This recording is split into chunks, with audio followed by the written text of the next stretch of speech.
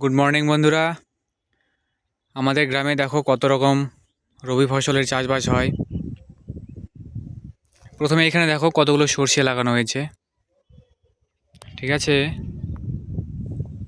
এবার এদিকে দেখো, এই যে এগুলো সর্ষে পড়ে গেছে কোনো কারণে হয়তো। এখানে আলু, তারপর দেখো এই যে মূলো, দেখতে পাচ্ছ মূলোগুলো, সুন্দর সুন্দর মূলো। তারপর আরেকটু ওইদিকে গেলে ওইখানে পেঁয়াজ, মানে রবি ফসলের চাষাবাদের সময় যা যা লাগানো যায় আর কি। তারপরে একটু এগিয়ে গেলেই দেখতে পাবে তোমরা, এই যে এখানে দেখো পালং শাক, দেখতে পাচ্ছ? এই যে দেখো পালং শাকগুলো সুন্দর হয়েছে, এগুলো খাওয়ার মতো হয়ে গেছে এখন। তোমরা যদি খেতে চাও আমাকে কমেন্ট করে জানাও, আমি তোমাদেরকে পাঠিয়ে দিতে পারি। এই যে ধনে পাতা, এই যে পেঁয়াজ, এই যে আবার রসুন, অনেক রকম ফসলের চাষাবাদ হয়। ওই যে দেখো রসুন গাছগুলো বড় বড় হয়ে গেছে ওখানেও।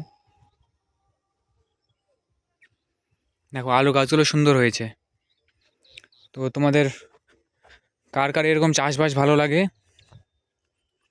কমেন্ট করে জানিও। আর চ্যানেলে যদি তোমরা নতুন হয়ে থাকো আমার এই ভিডিওতে, তাহলে অবশ্যই সাবস্ক্রাইব করো। এই যে দেখো এখানে আবার মটরশুঁটি গাছ আছে, এই যে দেখো মটরশুঁটি, যে মটরশুঁটি গাছ। যদি চ্যানেলে নতুন হয়ে থাকো সাবস্ক্রাইব করে নিও। আর আমার ভিডিও ভালো লাগলে অবশ্যই একটা লাইক করে দিও বন্ধুরা।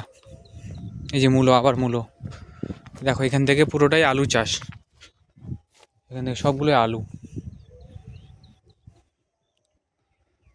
একটু ওইদিকে যদি যাওয়া যায় তাহলে ওইদিকে বাঁধাকপি আছে, ফুলকপি আছে,